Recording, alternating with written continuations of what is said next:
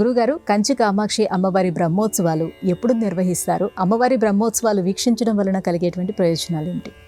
ఏణాంకానల భానుమండలలసశ్రీచక్రమధ్యే స్థితాం బాలార్కద్యుతి భాసురాం కరతలైః పాశాంకుశౌ బిభ్రతీం చాపం బాణమపి ప్రసన్నవదనాం కౌసుంభవస్త్రాన్వితాం తాం త్వాం చంద్రకళావతం సమకుటాం చారుస్మితాం భావయే. చాపము, బాణము, అంకుశము, పాశము ధరించిన ఆ లలితామ్మవారి స్వరూపమే కంచి కామాక్షీదేవి యొక్క అద్భుతమైన దివ్యమంగళ రూపం.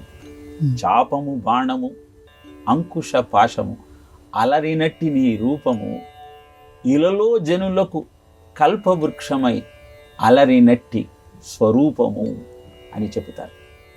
అలా పార్వతీదేవి భూమండలానికి నాభి అనబడినటువంటి నగరేషు కంచి అని ప్రఖ్యాతి చెందినటువంటి కాంచీపురంలో ఏకాంబరేశ్వరుని ఆరాధన చేస్తూ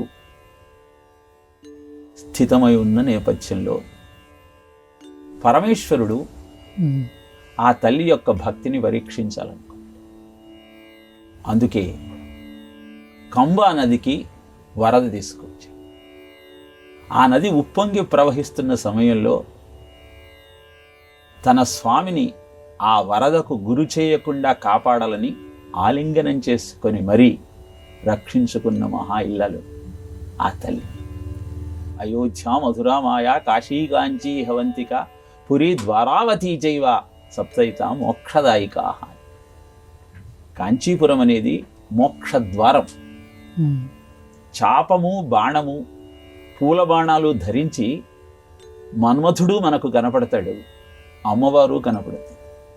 అమ్మవారిని ఆరాధించటము అని చెప్పటంలో ఆంతర్యం ఏమిటి అంటే, ఏ మన్మథుడి పూల బాణాలు నీలో వికారాన్ని కలిగించి మనహ మథహ ఇది మన్మథ మనస్సును మథించి మరీ నీకు వికారాన్ని కలిగజేస్తాయో ఆ బాణాల కారణంగా పరమేశ్వరుడి ఆగ్రహానికి గురి అయి భస్మం కావలసిన అగత్యం ఏర్పడుతుంది.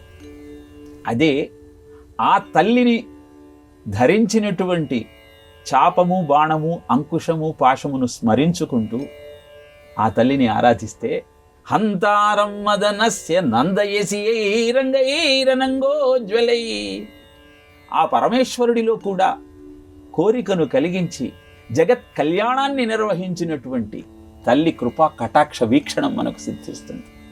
అందుకే బ్రహ్మోత్సవాలలో ఆ తల్లి యొక్క వాహన సేవను, బంగారు రథం మీద ఆ తల్లి ఊరేగుస్తున్నటువంటి వైనాన్ని ఎవరైతే చూస్తారో వారికి భౌతిక జీవితంలో శ్రేయస్సు, అనంతరం మళ్ళీ జన్మ లేకుండా ముక్తి రెండూ సిద్ధిస్తాయి అని తెలియజేస్తుంది శాస్త్రం. కనుక ఇప్పుడు జరుగుతున్న బ్రహ్మోత్సవాలలో ఆ తల్లి వాహన 12 రోజుల పాటు జరిగే అద్భుతమైన ఆ బ్రహ్మోత్సవాలను, ఆ తల్లి వాహన సేవలను కనులారా వీక్షించి జీవిత పరమార్థమేమిటో తెలుసుకుంటూ ధన్యం చేసుకునే ప్రయత్నం చేయాలి.